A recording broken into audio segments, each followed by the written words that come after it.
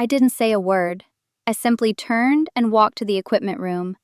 When I came back, a pair of extraction forceps gleamed in my hand. Silas immediately noticed.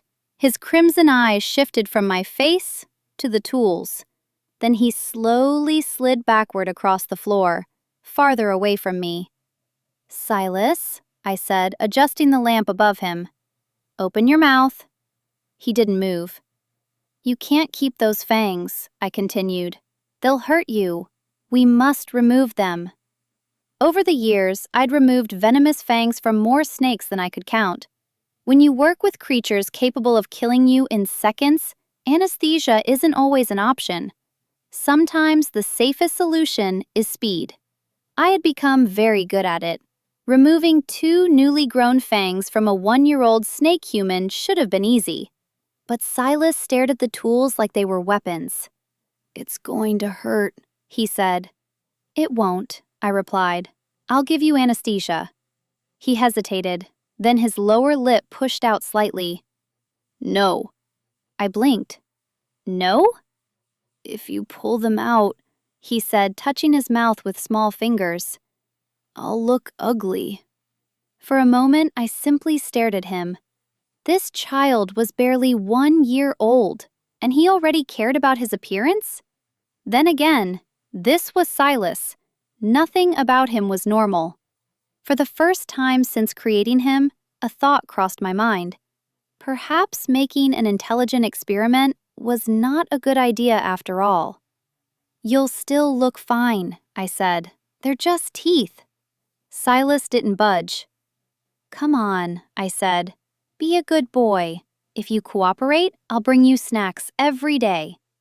Still nothing. Instead, he slowly backed even farther away.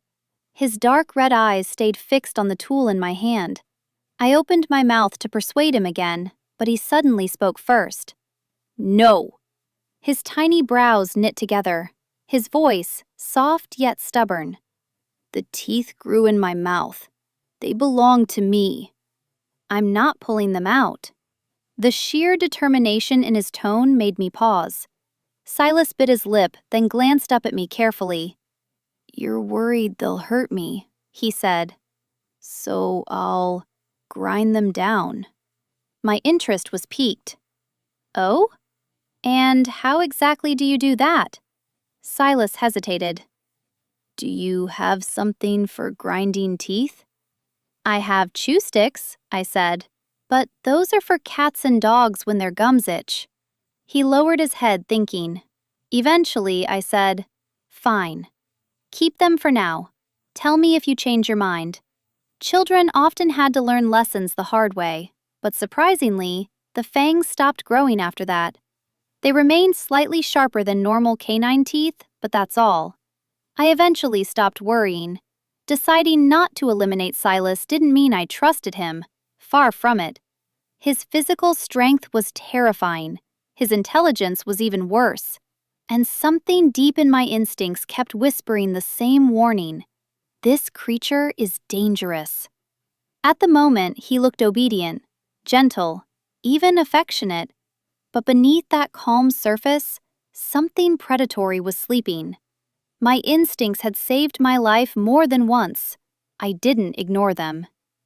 I submitted a request to the Institute director to strengthen the facility's security protocols, higher containment levels, additional lockdown systems, more monitoring.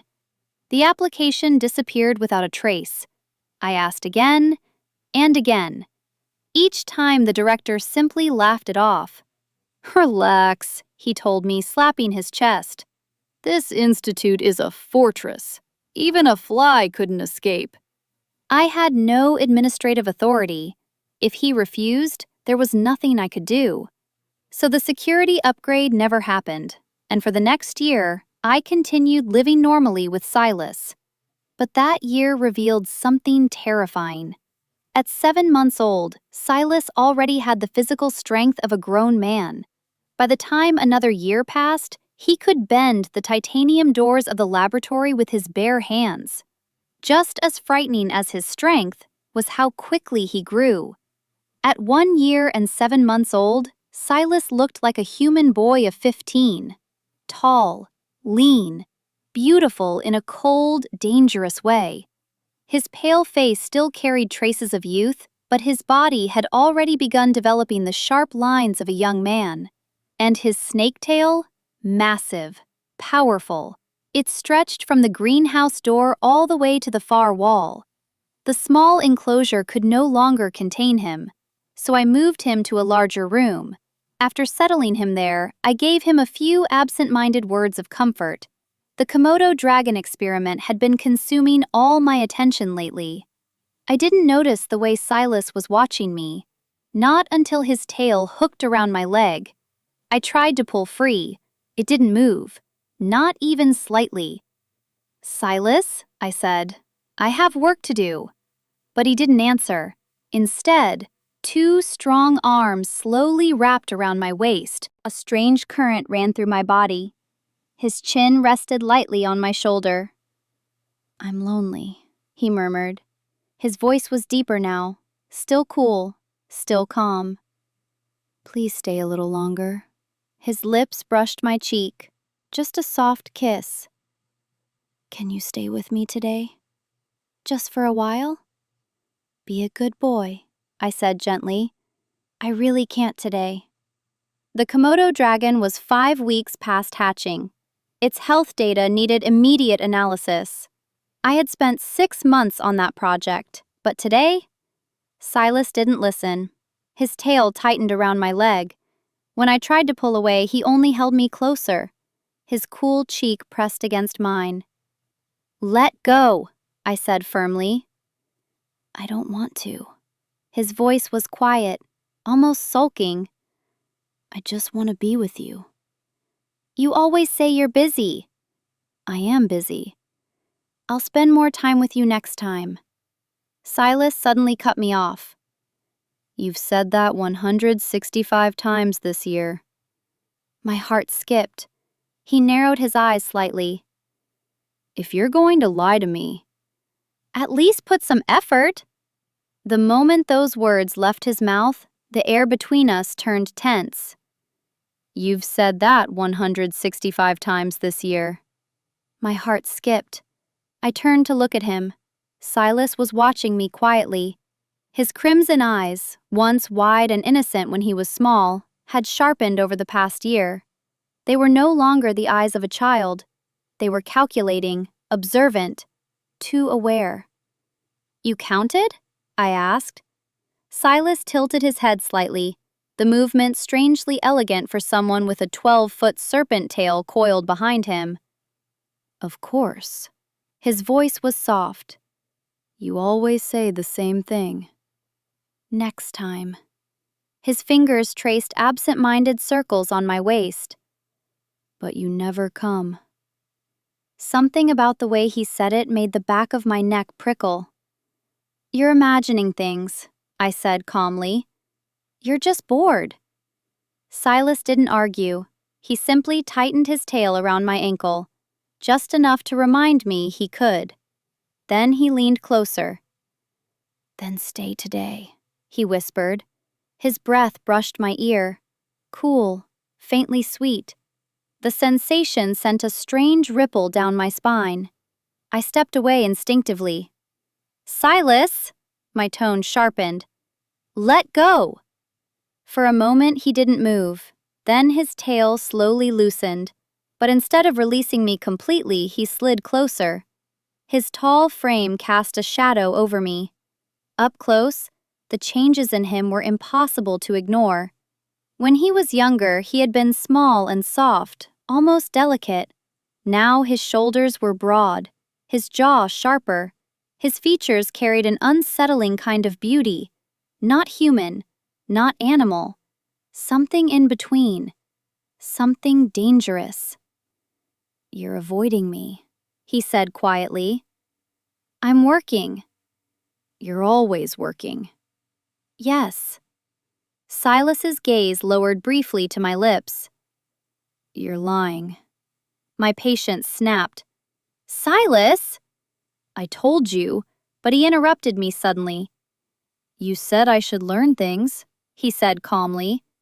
Human things? Yes, I replied cautiously. Well, a faint smile appeared on his lips. I did. Before I could react, Silas suddenly leaned forward. His face stopped inches from mine. Too close. My pulse jumped. What are you doing? I demanded. He blinked slowly. Practicing. Practicing what? Artificial respiration. I froze. What? Silas spoke as if explaining something obvious. I read about it in the lab database. When someone stops breathing, you need to perform mouth-to-mouth resuscitation. His gaze flicked to my lips again. I've never practiced it before. My brain finally caught up with his meaning. You're not practicing that with me. Why not? Because nobody here is dying. Silas frowned slightly. That's true. Then his expression brightened. So we should practice in advance. I stared at him. Absolutely not. For a moment, silence filled the room. Then Silas sighed. You always reject my ideas. Because your ideas are ridiculous. They're logical. They're inappropriate. Silas tilted his head thoughtfully. Inappropriate? Yes. Explain. My temples throbbed. You're too old for this kind of behavior. He paused. Too old? Yes. You're not a child anymore. Silas went very still. Something shifted in his expression. The playful curiosity vanished. Something darker replaced it. I know, he said quietly. The temperature in the room seemed to drop. Before I could say anything else, he suddenly reached out. His hand wrapped around my wrist, far stronger than it had any right to be. You keep saying that, he murmured, that I'm not a child. His thumb brushed slowly across my pulse. But you still treat me like one. My instincts screamed at me. Danger. The same instinct that had warned me months ago, the one I had ignored. Silas stepped closer. Too close. His snake tail slid across the floor behind him, heavy scales whispering softly against the tile. You taught me language. You taught me science. You taught me how humans think. His voice dropped lower. But there's one thing you never taught me. My throat felt dry. What? Silas leaned down until his lips hovered beside my ear. His breath brushed my skin. Humans kiss. My entire body went rigid. His hand tightened slightly around my wrist. Not painful, just firm enough that I couldn't pull away. But I'm curious. His voice softened into something almost gentle. So? His crimson eyes lifted slowly to meet mine. Will you teach me? The next few weeks were chaos inside the Institute. The Komodo dragon experiment, stable for nearly a year, suddenly began failing. All its data spiraled out of control. The creature stopped eating, stopped moving. It lay in the greenhouse day after day, breathing shallowly like something slowly dying. If the experiment collapsed, years of research would vanish overnight. And worse, the already dwindling Komodo dragon population might disappear from the planet entirely. I barely slept. Every waking hour was spent running diagnostics, analyzing blood samples, and rechecking endless streams of corrupted data. During that time, I hardly saw Silas. One evening, after I finished testing him on his lessons, he suddenly asked, "Do you really like me?" His voice was quiet. His eyes, those deep crimson eyes, studied my expression carefully. But my mind was still trapped inside the Komodo dragon's failing numbers. So I answered absent-mindedly, "Of course." Silas looked at me for a long time. Then he asked another question. Are viruses really that terrifying? Yes, I said without hesitation. If the AU virus weren't so dangerous, the Institute would never have chosen genetic modification at the beginning. But only later did I realize something chilling. I had never taught Silas anything about viruses. How did he know about them? That year was cursed. Problems kept piling up. Not long after the Komodo crisis, Silas's medical report returned with anomalies. Inside his blood were several unknown compounds, substances that didn't exist in any biological or chemical database. I spent weeks analyzing them. Nothing matched. The discovery terrified me, but I told no one. If the Institute learned about it, they would demand Silas be euthanized immediately. Instead, I kept investigating quietly. Eventually, another realization struck me. Silas had reached sexual maturity, which meant we could finally test the genetic material required for the breeding program. I went to his room. "Silas," I asked carefully, "have you started feeling certain urges?" He froze. The look on his face was explosive. 3 years. 3 years of knowing him, and I had never seen him react like that. When he realized what I was asking, his expression darkened completely. "You're asking me to produce genetic samples?" he said coldly. "I don't have a choice," I replied. "If you refuse, I'll have to do it the hard way." He stared at the syringe in my hand. His voice dropped. "You're really willing to go that far?" "I have no alternative." Silas went silent for a long time. Then he laughed softly. "Fine. If you want it that badly, at least let me keep some dignity." He held out his hand. "Give it to me. I'll do it myself."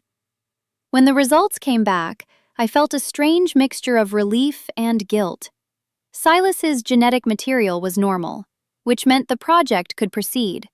But it also meant he would continue being used. I went back to his room. This time, he didn't greet me the way he used to. He simply sat there, his tail coiled beneath him, watching me with cold eyes. "Let me guess," he said. "You're here for more samples." "Yes." He laughed quietly. "So now that my genes are fine, you're planning to use them for the breeding program?" "Yes." Silas's smile was thin. "If it weren't for you, I would have left this place 2 years ago." The moment the words left his mouth, the lights in the lab suddenly went out. Total darkness. A sharp pain struck the back of my neck, and the world vanished. The last thing I heard was Silas's voice, soft, cold. "Honestly, I didn't want to be this rough with you. But you really know how to make me angry." I woke up 2 days later. The laboratory was gone. Instead, I found myself inside a large, unfamiliar villa. Silas had knocked me unconscious, and apparently kept me sedated for 2 full days. When I finally stumbled out of the room, the house was silent. "Silas?" I called. His voice answered from somewhere below. "Downstairs, left turn, second room." I followed the instructions. Inside the room, steam filled the air. Silas was in the bath. He rose slowly from the water. For a moment, I instinctively turned away. Then he laughed softly. "Now you figured it out." When I dared glance back, I froze. Silas no longer had a snake tail. Instead, he stood there with 2 long human legs. Silas walked toward me slowly. "I can control the substance inside my body now," he said. "That strange compound you discovered? It allowed me to evolve." He wrapped his arms around my waist from behind. "You once said humans and snakes are incompatible." He leaned close to my ear. "Well, now we're much more similar." His lips brushed my neck. My body went rigid. "Silas!" "What?" "Let me go." But he only held me tighter. "I finally got you." I managed to contact the authorities. Silas knew. He simply chose not to stop me. "I wanted to gamble," he told me later.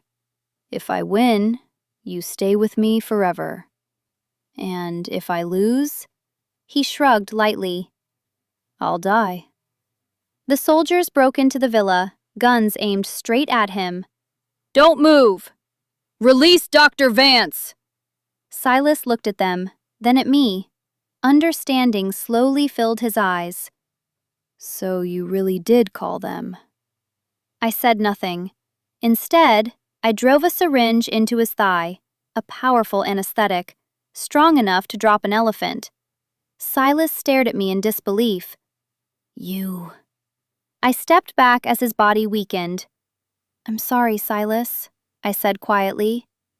"But you'll be safe." He laughed bitterly. "Safe? As a locked monster? That's the end for me." I didn't answer.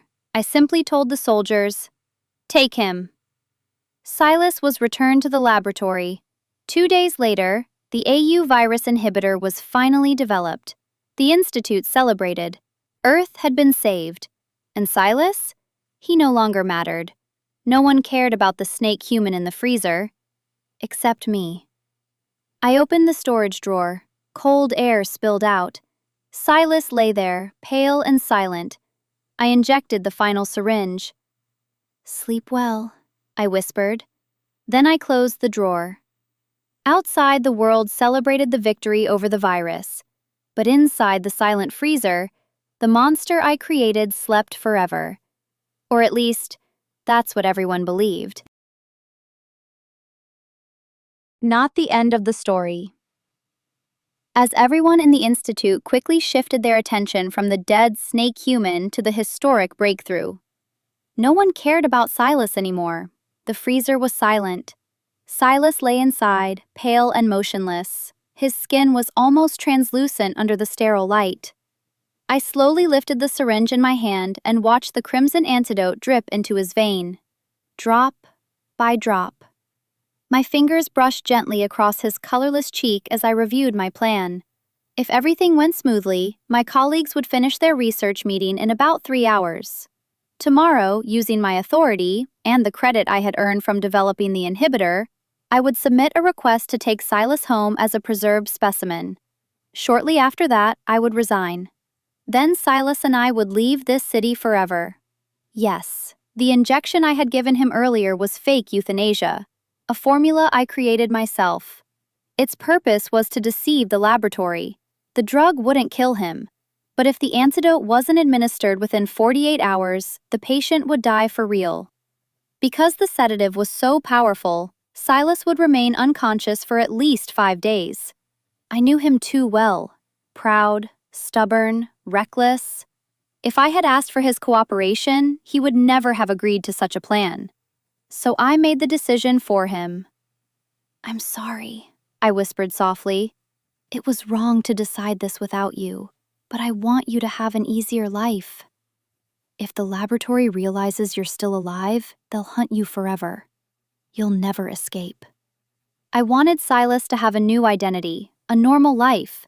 Looking down at his pale face, I gently touched his cheek. "I'm sorry, but I'll take you out of here." I stood and reached for the freezer drawer, but the moment my hand touched the metal, a voice spoke. "After we leave, then what?" My body froze. The silent freezer suddenly held 2 people. Slowly, Silas sat up. His long lashes fluttered weakly. Those dark crimson eyes stared at me without blinking. "You," I started, then stopped. Of course, Silas had always been an anomaly. If anyone could wake earlier than expected, it would be him. He leaned against the freezer wall and stepped closer. "You didn't answer my question," he said quietly. "After we leave, what would happen?" I hesitated. Honestly, I hadn't thought that far ahead. Silas moved closer, close enough that I could feel the cold radiating from his skin. "After we leave," he said slowly, "will you marry me?" My heart stopped. Seeing my stunned expression, he frowned slightly. "I told you before," he continued, "if I didn't lose the gamble, then you and I would stay together forever." "You gave me the winning chip." "So how can you go back on your promise?" I couldn't help laughing softly at his shameless logic. "Fine. After we leave," I said, "we'll get married." Today, I finally married her. The white church stood under a sky of pure summer blue. Flocks of doves burst into the air, their wings flashing in the sunlight streaming through the stained glass windows. Early summer was perfect, warm, bright, alive. Watching the smile on her face, I couldn't stop myself from smiling too. When the officiant finished speaking, I lowered my head and slid the ring onto her finger. A ring that symbolized ownership. My gaze lingered on her rose-red lips. Without hesitation, I held the back of her neck and kissed her. She blushed and pushed against me lightly, her fingers pinching my arm in embarrassment. But I ignored it. I had waited 2 entire years for this day. A gentle, ceremonial kiss could never calm the storm raging inside me. Only deeper kisses could. The sunlight of early summer felt intoxicating, but the darkness in my heart kept spreading, growing, uncontrollable. I wanted to swallow her whole, to crush her into my body, to keep her tangled with me forever. They say snakes are cold-blooded creatures of darkness, creatures that hide from the sun, cruel, merciless. They're absolutely right. That's exactly what I am. The obedient mask I wear in front of her is only a disguise. 97% of my genes come from snakes. That means less than 3% of me is human. Sometimes, when I wake up in the morning and see her sleeping beside me, a terrible thought appears in my mind. I want to drag her down into hell with me. I want her to submit, to belong to me completely, to lose herself in me every single day. But I also know something important. If I reveal my true nature too recklessly, I'll lose her. So I do what the best hunters do. I become the prey. A skilled hunter never forces the trap closed. They wait. They let the prey walk into it willingly, step by step, until escape becomes impossible. Now we're married, and with that piece of paper, I finally have the legal right to possess her. But I understand something clearly. Her body belongs to me. Her heart is still far away. After all, who falls in love with their own experiment? Someone as rational as her certainly wouldn't. The only reason she fell in love with me is because I helped things along. She doesn't know. From the moment she gave me that computer, I began weaving a net around her, and she walked straight into it. She also doesn't know I hacked the Institute's system a year ago. Every piece of data, every camera, every moment of her life inside that lab. I watched it all. And she definitely doesn't know that when my mating season began, she had already lost. During those 4 days we spent together, when she was half-dazed, I injected her with a dopamine compound I created myself. The hormone would make her feel something like love. Whenever she sensed my presence, her heart would race uncontrollably. Of course, only for me. Yes, I know that's wrong. All the ethics she taught me, I abandoned them long ago. But I'm a snake, a selfish, dangerous snake. Science can save humanity, or it can destroy it. My wish is simple. I just want to stay with the only light in my world. Her world is full of things, family, friends, the fate of the natural world. But my world contains only her. She is everything to me, so everything she has must belong to me as well. The only time I truly gambled with losing her was when I returned to the laboratory. I didn't want to make that bet, but like everyone who loves someone more than they're loved back, I wanted to know how much she cared, even if I knew it might only be the hormone. The result was messy, but it didn't disappoint me. Still, since I won the bet, the next step of my plan is obvious. I want her to have my child. At first, I didn't want children. They would steal her attention. But the hormone won't work forever. Eventually, her body will adapt. Everything will return to normal. But a child is permanent.